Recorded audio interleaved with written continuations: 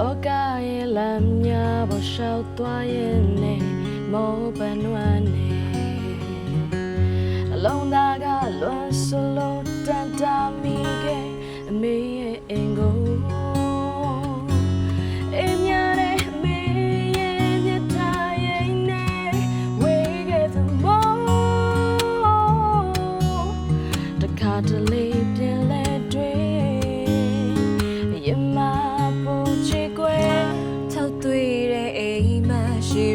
ကြတဲ့မှာရဲ့တကူပဲပြေ Yesterday နေရမြတိုက်ခိုက်ကြလို့အားနေနေပြီဆိုတင်ထားတဲ့စိတ်ဓာတ်များပြိုလဲသွားမလားဆိုရင်လို့ရမတရားနဲ့နာချင်နေပြီပဲ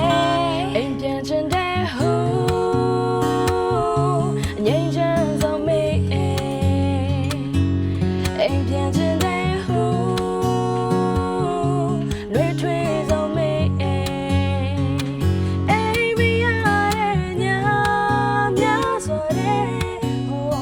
จะท้าโอ้โอ้เดลี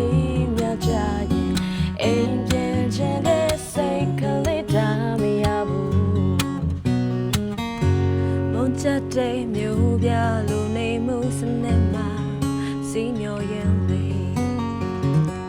မပြီးသေးတဲ့ခီးတစ်ခုအဆုံးထိရောက်ဖို့ကြိုးစားနေသူမှာရိုးသားတဲ့ခြေလက်ကမေးအိမ်လေးကြောင့်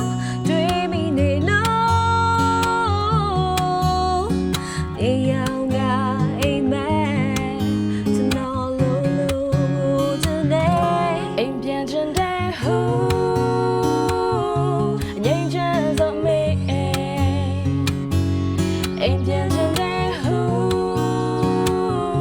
နှွေးထွေးဆုံးမေးအိမ်မရတဲ့ညများစွာတဲ့ဟိုယထာ